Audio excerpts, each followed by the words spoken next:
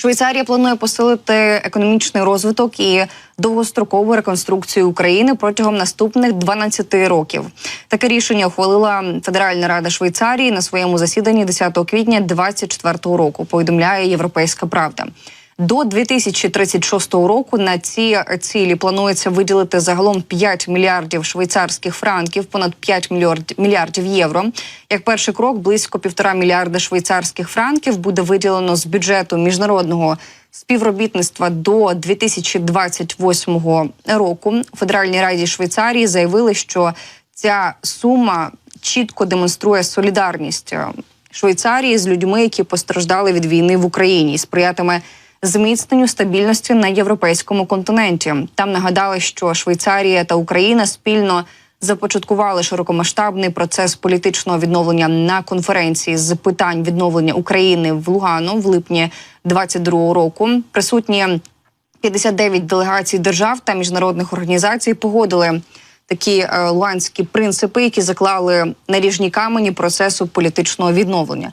На сьогодні Швейцарія витратила близько 3 мільярдів швейцарських франків на ці та інші заходи на підтримку людей, які постраждали від війни в Україні. І Федеральна рада зазначила наступне, цитую: «Завдяки вжитим і запланованим заходам на місцях Швейцарія робить свій внесок у стабільність в Європі та зменшення міграційних потоків, а також опосередковано зміцнює безпеку, процвітання і незалежність Швейцарії». На період 2029 по 36 роки Федеральна рада має намір також розглянути інші джерела, окрім міжнародного співробітництва, з яких можна було б отримати решту 3,5 мільярда швейцарських франків, які планують виділити на відновлення України. І на своєму сьогоднішньому засіданні Федеральна рада також доручила МЗС та Мінекономіки розробити спільну програму для нашої країни, яка включатиме відповідні механізми нагляду. І ця програма має забезпечити цільову та ефективну підтримку і ґрунтуватися на 7 принципах Лугану: партнерство, фокус на реформах, прозорість, підзвітність та верховенство права, демократична участь, залучення багатьох зацікавлених сторін, гендерна рівність та інклюзивність, а також сталість, пояснили у Федеральній раді. Днями президент Володимир Зеленський повідомив, що найближчим часом Україна узгодить зі Швейцарією дату проведення першого інавгураційного саміту миру. І Україна вважає, що Росія не повинна ось все-таки брати участь в інавгураційному саміті миру у Швейцарії, як остаточна відповідь. Тим часом Європейська комісія поінформувала керівний комітет ЄС про виділення Україні в березні 4,5 мільярда євро в рамках проміжного фінансування. Про це повідомляє з посиланням на прес-службу Єврокомісії. Програма надає таку необхідну ліквідність для фінансування функціонування держави, наприклад, виплати заробітної плати, пенсії та надання основних державних послуг, щоб Україна могла продовжувати концентрувати зусилля на перемозі у війні. Другий транш попереднього фінансування в розмірі 1,5 мільярда євро для України заплановано на квітень за умови позитивної оцінки виконання узгоджених умов.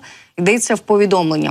50 мільярдів євро для України. Що відомо, нагадаю, що 1 лютого цього року лідери країн Євросоюзу під час спеціального саміту підтримали надання Україні 50 мільярдів євро до 2027 року. І ось ці кошти мають передати в рамках програми Ukraine Facility. Така програма передбачає, що Україна повинна буде виконати низку умов для того, щоб отримувати гроші. І перші гроші в рамках Ukraine Facility Україна отримала саме в березні. Якщо говорити про допомогу від Болгарії, теж з'явилася інформація, повідомляю з посиланням на видання BNR, що національні збори Болгарії схвалили фінансову допомогу Україні в розмірі 60 тисяч євро. Кошти підуть на участь у 4-річній програмі Організації економічного співробітництва та розвитку. І загальна вартість заходів і таких заходів, саме включених до програми, становить 16,5 мільйона євро. Ось ця болгарська опозиція заперечувала проти надання допомоги Україні, оскільки це завдало б шкоди нашим, цитую, співвітчизникам у західних передмістях, це за їх словами. І заявив депутат Павло Мітова з є такий народ. Цитую: оскільки кошти на проєкти в Україні не зібрані з тієї простої причини, що на території країни наразі тривають воєнні дії, ці 60 тисяч євро взяті з Босілеграда та інших болгарських громад і пожертвовані Україні, щоб болгарська держава могла напружитися на один параметр, за яким можна стати членом ОСР.